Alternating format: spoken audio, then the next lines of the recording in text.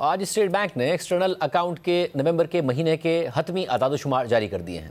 4.9% की महंगाई और उसके नतीजे में शरह सूद में 2% कमी के बाद करंट अकाउंट के भी मस्बत आदादोशुमार आज सामने आए हैं और नवंबर 2024 में current account 72 crore 90 lakh dollar surplus रहा। नवंबर का करंट अकाउंट सरप्लस फरवरी 2015 के बाद बुलंद तरीन है, यानी 10 साल बाद इतना बड़ा सरप्लस आया है।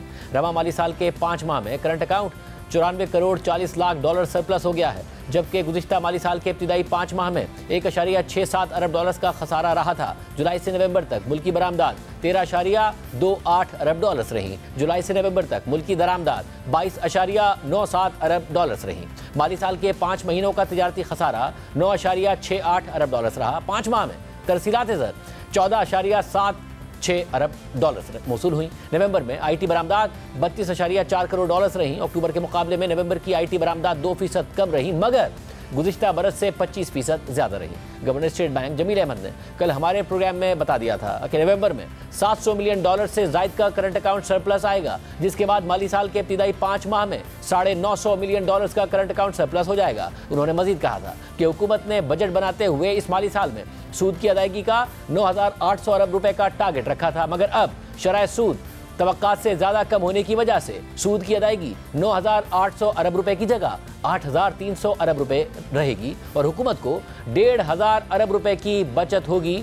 उन्होंने मजीद कहा कि इस माली साल में 26.1 अरब डॉलर की बैरूनी अदायगियों में से माली साल के बाकी माह में पाकिस्तान को 5 अरब डॉलर के बैरूनी कर्जों की अदायगियाँ करनी है, बाकी रोल ओवर हो जाएगा और मौजूदा ज़र मुबादला के ज़खायर के साथ ये अदायगी करने में कोई मुश्किल नहीं होगी। पाकिस्तान का बैरूनी कर्जा कम हुआ है क्योंकि हुकूमत ने बैरूनी कर्जे की अदायगियाँ की हैं। गवर्नर स्टेट बैंक ने कहा कि स्टेट बैंक मार्केट से डॉलर खरीद रहा है। जब मार्केट में लिक्विडिटी ज़्यादा होती है तो स्टेट बैंक डॉलर खरीदता है और जब मार्केट में डॉलर कम होता है तो स्टेट बैंक मुदाखलत करता है। हमने मार्केट से डॉलर खरीद कर कर्जों की अदायगियाँ बर वक्त की हैं और ज़र मुबादला के ज़खायर में इजाफा किया है। तरसीलात ज़र इस साल 35 अरब डॉलर से भी ऊपर होंगी। उन्होंने ये भी कहा कि करंट अकाउंट खसारे के हवाले से माजी की गलतियाँ नहीं दोहराई जाएंगी। हम एक्सपेक्ट करें कि सिंगल डिजिट में इस साल इन्फ्लेशन क्लोज होगी towards the end of 2025 calendar year. साल के अंदर अंदर हमें हमारा तवक्को यह है कि ये 5 से 7% के दरमियान जो लेवल आ जाएगा और फिर ये स्टेबलाइज हो जाएगा। हुकूमत ने अपना टारगेट रखा था सूद की अदायगियों का, ये अज्यूम करके था कि 17 से 18% का एवरेज इंटरेस्ट रेट रहेगा इस माली साल में। तो 22% को देखते हुए गवर्नमेंट ने आगे उसका इन्फ्लेशन में कमी को देखते हुए जब बजट बनाया था तो रेट जो है वो हायर साइड पे रखा था। हमारे ख्याल में ये 9.8 ट्रिलियन जो 9.8 ट्रिलियन का जो उस वक्त बजट के अंदर रखा गया था, ये अमाउंट कम होकर 8.5 से नीचे आ जाएगा, कोई 8.3 ट्रिलियन। 1.5 ट्रिलियन का इस साल वो इंटरेस्ट में गवर्नमेंट को सेविंग होगी। बहुत ज्यादा कंसर्न का इजहार किया जाता था कि पाकिस्तान ने इस माली साल में 26.1 अरब डॉलर की अदायगियां करनी है। आज जो आपने एनालिस्ट ब्रीफिंग में बताया वो ये कि 15 दिसंबर तक 10.4 अरब डॉलर की अदायगी या फिर रोल ओवर वो हो चुका है। बाकी के जो 7 माह है उसमें कैसे हम बाकी अदायगियां करेंगे अगर हमारे इनफ्लोज वीक हैं? टोटल हमारे 26.1 बिलियन डॉलर जो है वो हमने पूरे साल के अंदर रीपे करना है। कोई तकरीबन 16 बिलियन डॉलर ऐसा है जो कि ऑलरेडी हमारे पास कमिटमेंट्स हैं लेंडर्स की तरफ से कि ये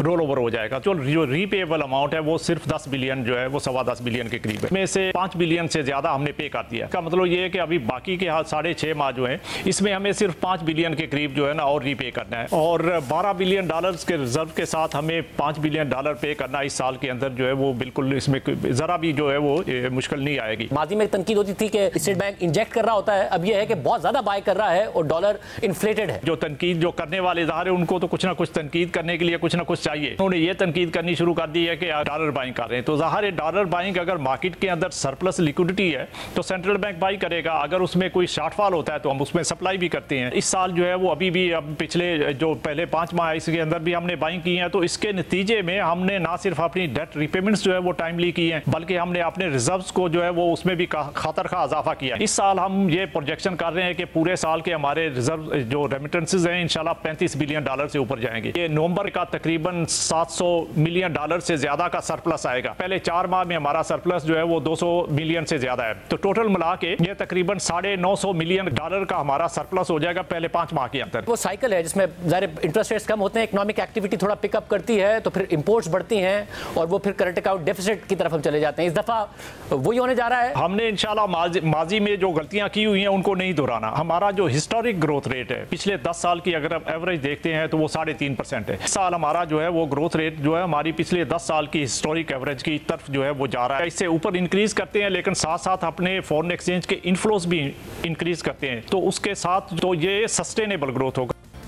और ये बात वाज़ेह हो कि जितने भी मुआशी इशारियाँ हैं वो मुआशी तरक्की की नहीं बल्कि मुआशी इस्तेहकाम की तरफ इशारा कर रहे हैं। और मुआशी तरक्की के लिए पाकिस्तान को एक्सपोर्ट्स बढ़ानी है, एक्सपोर्ट्स बढ़ेंगी तो ही पाकिस्तान तरक्की के साथ इंपोर्ट्स अफोर्ड कर पाएगा, वरना जो करंट अकाउंट का मसला है वो हमेशा पाकिस्तान में रहा है। तो 5% से ऊपर तरक्की के लिए और स्टेबिलिटी से ग्रोथ की तरफ जाने के लिए बरामदात बढ़ाना बहुत ज़्यादा अहम है।